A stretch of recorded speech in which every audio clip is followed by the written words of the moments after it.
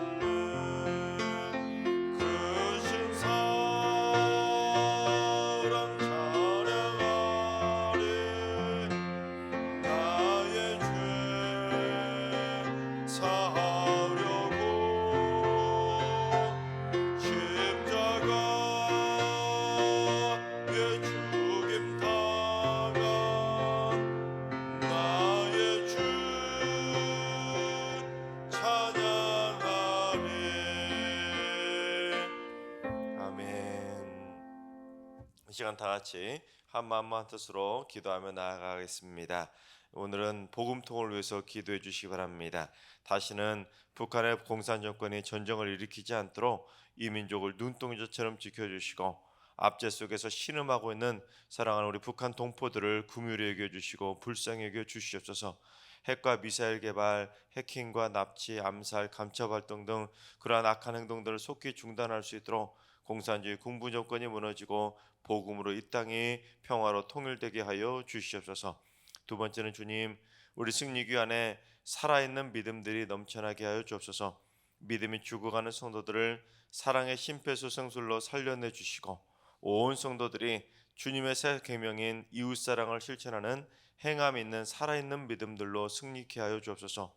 가식적이고 이기적인 믿음들, 개인주의적인 믿음들은 다 사라지게 하시고 하나님이 기뻐하시는 신실한 사랑의 믿음들이 다 되게 하여 주시옵소서. 살아있는 믿음의 회복을 위해서 기도하시 바랍니다.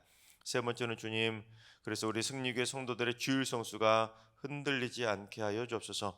이런저런 핑계나 합리화로 주일 성수를 범하거나 흐지부지 대칭 때우는 예배가 되지 않게 하여 주시옵소서. 여행이나 운동이나 취미생활이나 생업 등으로 예배가 뒷전으로 밀려나지 않도록 주일 성수가 삶의 최우선이 되는 참 믿음으로 굳건히 세워지게 하여 주옵소서. 성도들의 온전한 주일 성수를 위해서 기도해 주시기 바랍니다. 이 시간 세 가지 기도 제목과 오늘 예배와 오늘 하루의 삶을 위해 다 같이 합심으로 기도하며 나아가시겠습니다. 다 같이 기도합니다.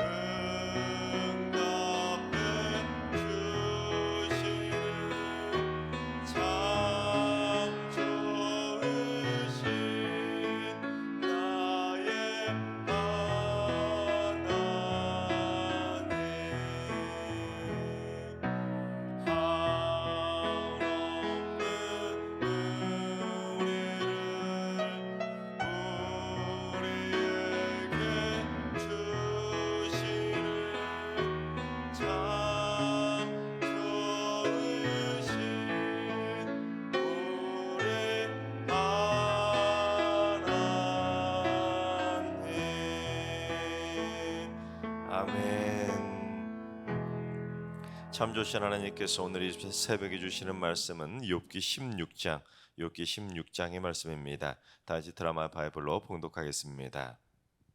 제 16장. 욥이 대답하여 이르되 이런 말은 내가 많이 들었나니 너희는 다 재난을 주는 위로자들이로구나. 헛된 말이 어찌 끝이 있으랴. 네가 무엇에 자극을 받아 이같이 대답하는가? 나도 너희처럼 말할 수 있나니 가령 너희 마음이 내 마음 자리에 있다 하자. 나도 그럴듯한 말로 너희를 치며 너희를 향하여 머리를 흔들 수 있느니라. 그래도 입으로 너희를 강하게 하며 입술의 위로로 너의 근심을 풀었으리라. 내가 말하여도 내 근심이 풀리지 아니하고 잠잠하여도 내 아픔이 줄어들지 않으리라. 이제 주께서 나를 피로하게 하시고 나의 온 집안을 패망하게 하셨나이다. 주께서 나를 시들게 하셨으니 이는 나를 향하여 증거를 삼으심이라. 나의 파리한 모습이 일어나서 대면하여 내 앞에서 증언하리이다. 그는 진노하사 나를 찢고 적대시하시며 나를 향하여 이를 갈고 원수가 되어 날카로운 눈초리로 나를 보시고 무리들은 나를 향하여 입을 크게 벌리며 나를 모욕하여 뺨을 치며 함께 모여 나를 대적하는구나. 하나님이 나를 악인에게 넘기시며 행악자의 손에 던지셨구나. 내가 평안하더니 그가 나를 꺾으시며 내 목을 잡아 나를 부셔뜨리시며 나를 세워 관역을 삼으시고 그의 화살들이 사방에서 날아와 사정없이 나를 쏘므로 그는 내 콩팥들을 꿰뚫고 그는 내 쓸개가 땅에 흘러나오게 하시는구나. 그가 나를 치고 다시 치며 용사같이 내게 달려드시니 내가 굵은 배를 꿰매어 내 피부에 덮고 내 뿔을 티끌에 더럽혔구나. 내 얼굴은 울음으로 붉었고 내 눈꺼풀에는 죽음의 그늘이 있구나. 그러나 내 손에는 포악이 없고 나의 기도는 정결하니라. 땅아, 내 피를 가리지 말라. 나의 부르짖음이 쉴 자리를 잡지 못하게 하라. 지금 나의 증인이 하늘에 계시고 나의 중보자가 높은 데 계시니라. 나의 친구는 나를 조롱하고 내 눈은 하나님을 향하여 눈물을 흘리니 사람과 하나님 사이에와 인자와 그 이웃 사이에 중재하시기를 원하노니 수년이 지나면 나는 돌아오지 못할 길로 갈 것임이니라. 아멘. 할렐루야. 하나님께서 오늘도 새날을 선물로 주셨습니다. 오늘 하루도 주님과 동행하면서 믿음으로 담대하게 승리하는 행복한 하루가 되시기를 주님의 이름으로 축원합니다. 욥기 15장부터 욥과 세 친구들 간의 2차 논쟁이 이제 본격적으로 시작이 되었습니다. 그런데 이제 2차 논쟁의 포문을 연 엘리바스가 욥에게 어떻게 했습니까? 1차 때보다 더 노골적이고 더 직접적이고 더 강한 어조로 욥을 비난하고 정죄하지 않았습니까? 심지어 건드리지 말아야 될 자식 문제도 거론하고 또한 자신들의 나이를 거론하면서 나이로 누르려는 행동까지 할 정도로 욥을 강하게 몰아붙였습니다. 그래서 이제 엘리바스의 그런 자극적인 공격을 받게 된 이제 욥이 엘리바스에게 2차 논쟁에 대한 강한 어조로 반박하는 내용이 이제 오늘 본문입니다. 그런데 오는 말이 고와야 가는 말도 고운 법인데 오는 말이 곱지 않았는데 욥이 어떻게 고운 말로 답변을 하겠습니까? 그래서 이 욥이 오늘 본문에 이제 더 이상 참지 않고 엘리바스에게 이제 강하게 반박하면서 자신의 섭섭한 마음을 제대로 드러내는 것을 보게 됩니다. 그래서 이 친구들이 와가지고는 자신을 모욕하고 뺨을 때리고 자신의 마음을 막 속을 뒤집어 놓으면서 자신의 눈물을 피눈물 흘리게 만들었던 그 친구들에게 이제 강한 어조로 반박을 본격적으로 하는 내용이 이제 오늘 본문의 내용입니다. 그래서 욥이 이제 어떻게 반박을 하기 시작했는지 우리 4절 말씀을 봉독해 보겠습니다. 나도 너희처럼 말할 수 있나니 가령 너희 마음이 내 마음 자리에 있다 하자. 나도 그럴듯한 말로 너희를 치며 너희를 향하여 머리를 흔들 수 있느니라. 이걸 요즘 표현으로 말해보면 이런 뉘앙스입니다. 말이면 단 줄 알아? 나도 너희들처럼 말할 수 있어. 어디 우리 입장 바꿔서 한번 생각해 볼까? 너희들이 내 입장이라면 나도 그럴듯한 말로 너희들을 쳐서 괴롭게 하고 너희들이 가소롭다고 머리를 절레절레 흔들 수도 있어. 그런 뉘앙스의 의미입니다. 그러니까 너희들이 만약에 나처럼 고난 당하고 있으면 나도 너희들처럼 가가지고 막 정죄하고 비난하고 너희들을 꾸짖을 수 있어. 나도 못할 줄 알아. 그렇게 막 강한 어조로 반박을 한 것입니다. 근데 어제 우리가 살펴봤던 것처럼 욥의 친구라고 표현을 하지만 사실 욥을 찾아왔던 세 친구들은 욥보다 다 연장자입니다. 심지어 한 명은 욥의 아버지보다 더 나이가 많은 아버지뻘 되는 사람입니다. 그런데 우리 성경을 쭉 보다 보면 욥기서에는 다 반말 아닙니까? 우리 한글에서만 우리나라 사람만 동방 예의주기라 존댓말을 써주고 요자를 붙여주지만 당시 히브리어에도 존댓말은 없습니다. 그래서 어떻게 이렇게 자기 아버지 버린 사람한테 어떻게 버릇없이 이렇게 야 너 뭐 이런 식으로 표현할 수 있을까 생각하지만 그 당시 히브리 문화에서는 나이와 연령과 다 초월해서 서로 친하면 친구처럼 지내는 게 그런 문화입니다. 그래서 우리 성경도 그런 문화를 접목해서 친구라고 번역을 했습니다. 그래서 이건 버릇없는 표현이 아니라 그 당시는 다 그냥 너희들, 너 뭐 이런 식으로 나이에 상관없이 표현하니까 그들의 어법으로 표현한다 보면 당연히 그런 시대에는 그런 표현을 사용할 수 있습니다. 하지만 그래도 우리가 얼핏 봐도 자기보다 한참 나이가 많은 사람인데 그래도 욥이 강하게 이 정도로 분노하면서 답변을 하고 있는 것입니다. 그러면서 이제 욥은 한술 더 떠서 뭐라고까지 말하는지 5절 말씀을 봉독해 보겠습니다. 그래도 입으로 너희를 강하게 하며 입술의 위로로 너희의 근심을 풀었으리라.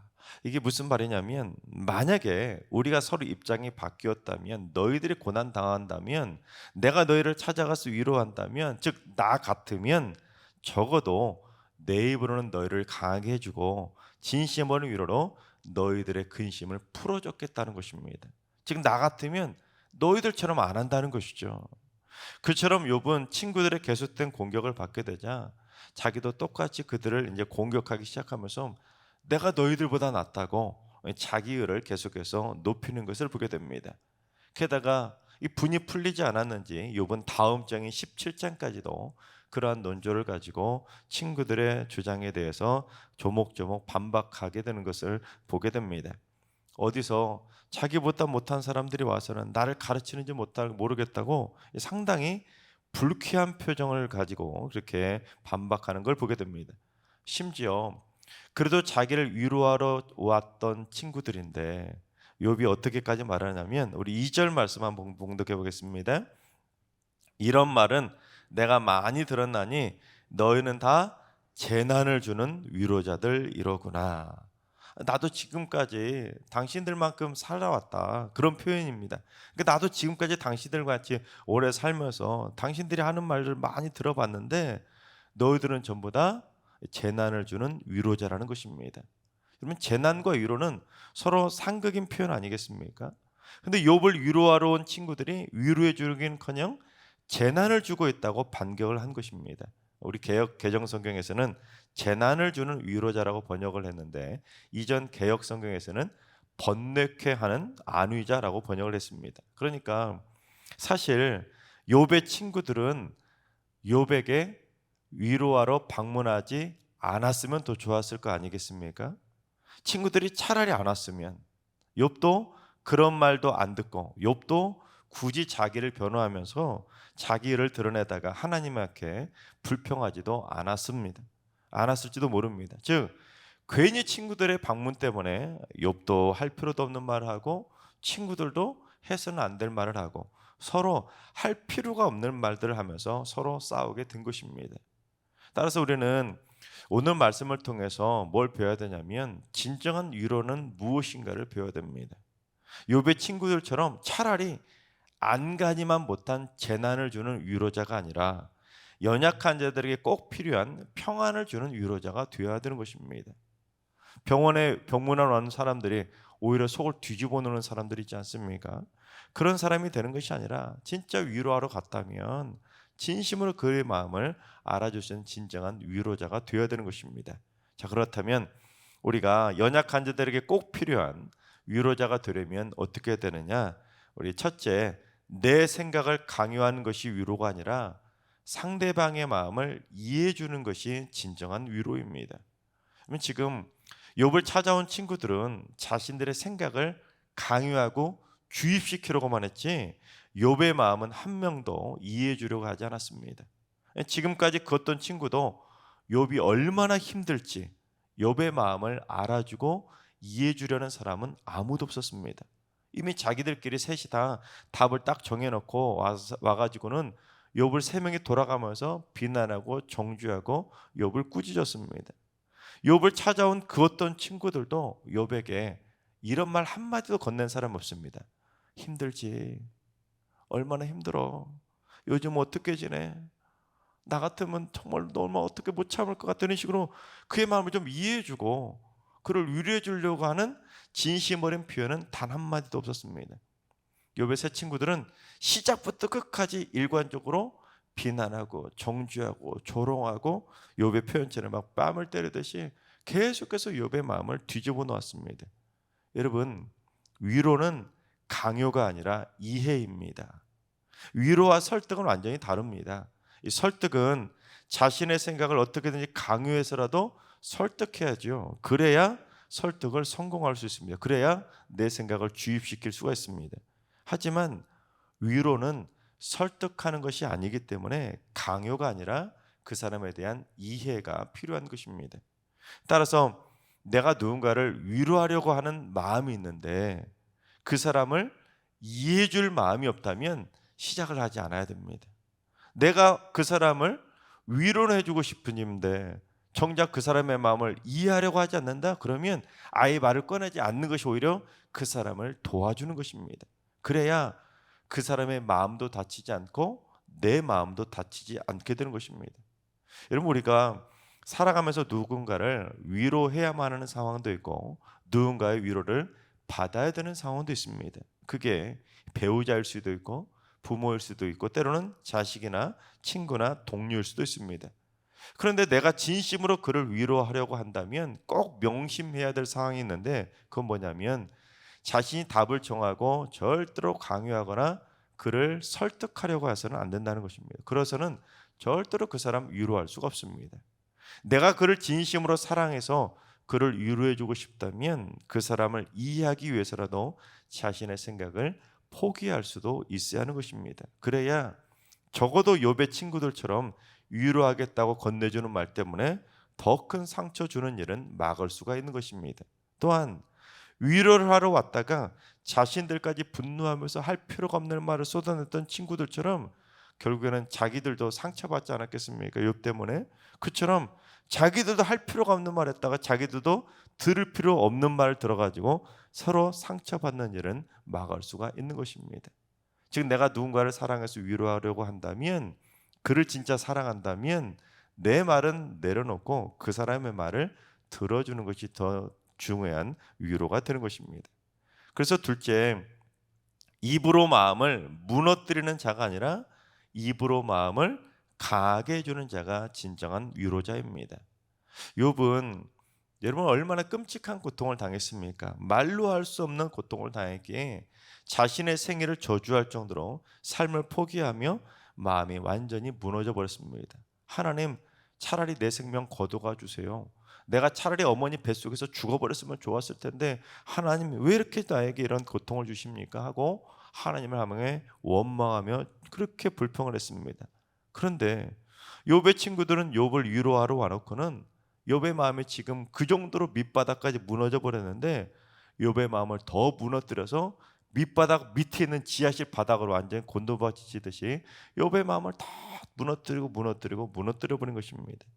10남매를 하루아침에 잃어버리고 모든 재산 다 잃어버리고 아내마저 자기에게 저주를 쏟아붓고 떠나버린 여러분, 그런 사람이 얼마나 인생의 밑바닥을 경험하고 있겠습니까? 그 누구도 경험할 수 없는 최악의 밑바닥을 지금 경험하고 있는데 친구들이라고 와가지고는 밑바닥을, 그 남아있는 밑바닥을 완전히 무너뜨려서 밑바닥 아래에 있는 지하실로 완전히 더 쏟아붓도록 밀어버린 것입니다. 말 한마디로 천냥빚을 갚는다고 했는데 지금 욥의 친구들은 말 한마디로 천냥빚을 지워준 것이 아니라 만냥빚을 오히려 더 쥐어준 것이나 마찬가지인 것입니다. 여러분, 천냥빚을 벗어나고 싶어서 이 천냥빚 그 차용증을 지워버리고 싶은 게 그 빚진 자의 마음 아니겠습니까? 그런데 그걸 지우고 싶은데 오히려 만냥빚을 더 지워주니 욥의 마음이 얼마나 더 힘들겠습니까? 여러분, 진정한 위로자는 1층에 있던 사람을 2층으로 올려주는 사람이 진정한 위로자입니다.